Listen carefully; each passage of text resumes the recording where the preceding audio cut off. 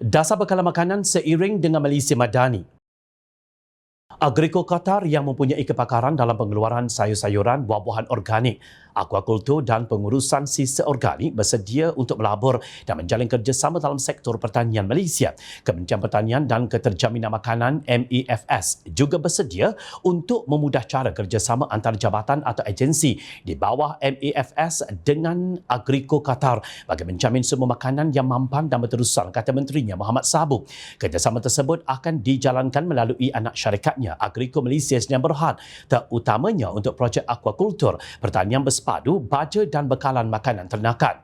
Semasa lawatan rasmi bekas Perdana Menteri Datuk Seri Ismail Sabri Yaakob ke Qatar pada Mac tahun lalu, Agriko Qatar menyampaikan hasrat surat komitmen pelaburan berjumlah 360 juta dolar Amerika bersamaan 1.5 bilion ringgit. Syarikat tersebut menyatakan hasratnya untuk melabur dalam pembangunan kemudahan pengeluaran buah-buahan dan sayur-sayuran berkualiti premium di Malaysia. Sesudah itu, Muhammad Sabu menerima kunjungan hormat daripada pengasas dan pengerusi Agriko Qatar Ahmed Hussein Al-Khalaf di Putrajaya kemarin untuk meneruskan cadangan kerjasama terbabit. Sementara itu, Menteri Perdagangan Dalam Negeri dan Kos Sara Hidup Datuk Seri Salahuddin Ayub KPDN menerusi satu program naratif khas RTM bertajuk Mengharmoni Ekonomi Negara, berkata inisiatif rahmah yang dicetuskan pihaknya bagi menyantuni golongan miskin di Malaysia adalah seiring dengan konsep Malaysia Madani. Sebagai contoh, harga 12 barangan rahmah di Econsafe boleh menjimatkan sebanyak RM20 bagi golongan B40.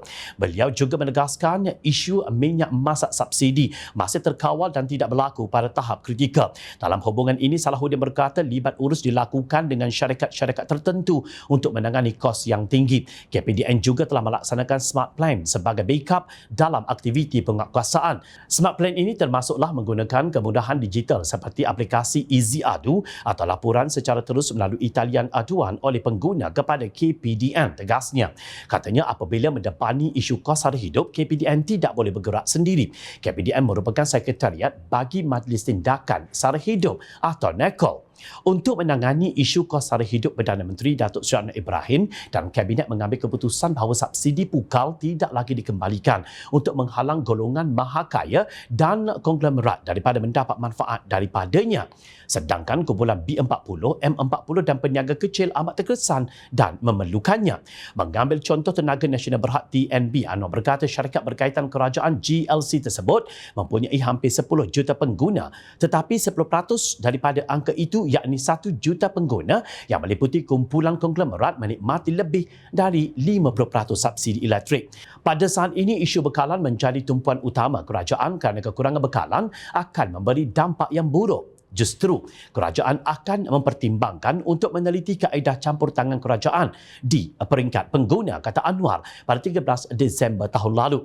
Justru beliau berpendirian subsidi bersasar harus dilaksanakan dengan mengambil kira kepentingan pengguna dan industri serta memastikan kelancaran dan keberkesanan pelaksanaan kebijakan ini. Itulah yang sedang dilakukan oleh Muhammad apabila beliau pergi ke Tamil Nadu, India untuk melihat sendiri proses pengeluaran telur di wilayah berkenaan. Begitu juga inisiatif rahmah yang dijalankan oleh KPDN, termasuk menu rahmah yang mendapat sambutan menggalakkan daripada kalangan yang tidak mampu. Ia bukan untuk membunuh perniagaan high-end untuk golongan mampu seperti Starbucks atau Coffee Bean. Dalam hubungan ini, pandangan Salahuddin bahawa inisiatif rahmah adalah seiring dengan konsep Malaysia Madani adalah benar, bukan hanya sekadar slogan. Pendekatan membantu golongan asnaf dilihat memberi ruang kepada syarikat untuk terus mampan kerana mereka tidak diugut menerusi undang-undang, sebaliknya diminta untuk bersikap ihsan. Dalam jangka masa panjang, syarikat yang turut serta dalam inisiatif rahmah akan mendapat manfaat kerana wujudnya keyakinan dalam kalangan pelanggan. Inilah idea yang kreatif tercetus daripada perluasan daya cipta yang digalakkan dalam Malaysia Madani. Akhirnya akan timbul perasaan saling hormat menghormati di antara penggubal undang-undang, syarikat-syarikat terbabit dan rakyat yang masing-masing mendapat hasil menang-menang. Dari situ wujud kesejahteraan rakyat dan negara dalam jangka panjang. Adakah mana-mana tindakan MEFS dan KPADN yang kebetulan diterajui oleh Presiden dan Timbalan Presiden Amanah bercanggah dengan Islam dan tidak ikut acuan Allah Subhanahu Wa Taala?